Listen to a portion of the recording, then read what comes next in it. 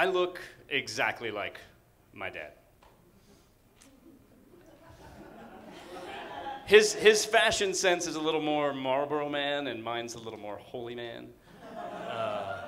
But if you ask anybody who's met both of us, they'll say, plus or minus a few inches, I'm the spitting image. I also sound a lot like my dad. And when puberty hit and I was first mistaken for my dad on the phone, I was thrilled. Now, it's not because I wanted to sound like my dad specifically, but I knew I wanted to sound like a man, and I knew no one more manly than my father.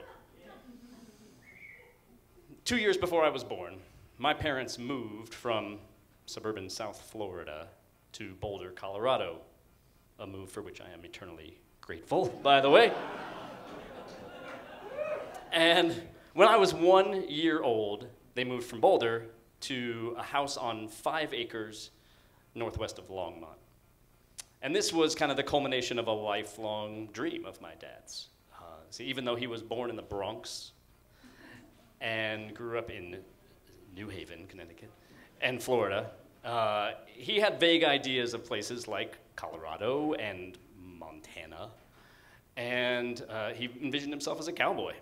And he wanted land, lots of land, and lots of animals, and barbed wire, and leather work gloves, and belt buckle collections, and electric fences, neighbors with names like Lowell. And he got all those things. And by extension, so did I.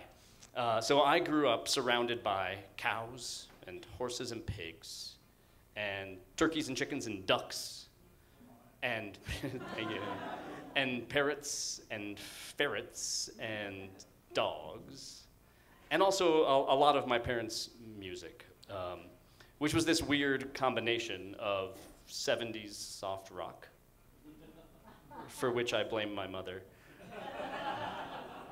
John Denver albums, for which I blame John Denver, honestly, and 1950s pop music.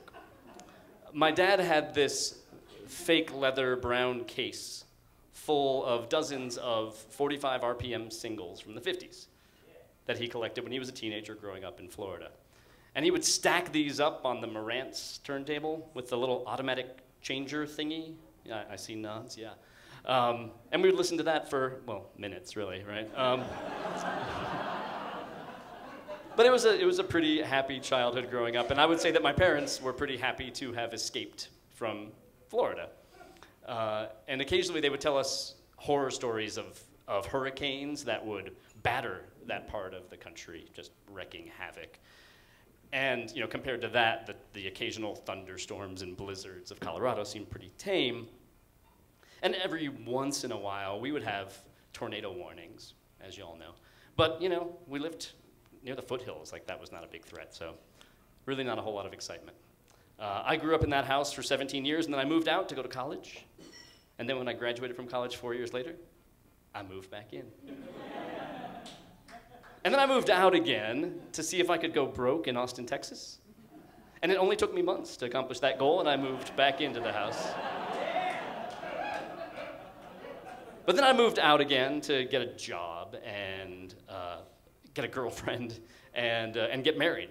And about 10 years later, when I got divorced, I moved back in to that house. But then I moved out again to get a place of my own and focus on my career. And when I got laid off from my job, I moved back in. But then I moved out again to be with the love of my life and get married for good this time. And, thank you. And I'm proud to say that it's been a few years since I've lived in my parents' basement. Which is all right. Yeah.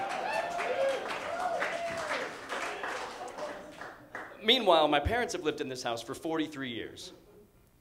And on Thursday, June 4th, 2015, about 17 days ago, that house was destroyed by a tornado. Yeah. And my parents were home at the time, And thankfully, they are people who still watch the evening news, and they heard warnings about tornadoes, and out of curiosity, more than anything, they looked out the window and saw the funnel cloud coming toward them.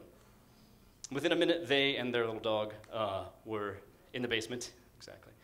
And a minute later, the house was demolished. Now, I'm really happy to say that my parents emerged from that.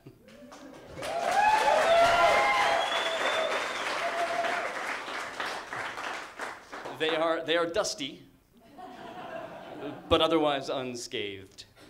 And it's going to be a long road ahead for all of us to emotionally and financially to rebuild on that land, but they will, and they'll be fine.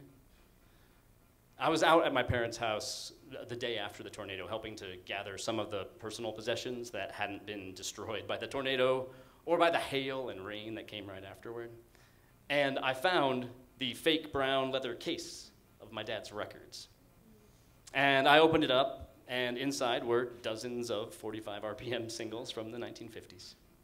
And on the inside of the lid, my dad had written this inscription when he was a teenager, growing up in Florida, but pining for the West. And this inscription could easily have been written across the house and across the land I grew up in and a little bit on me. It said, "Property of Bill Isle, the Montana Cowboy."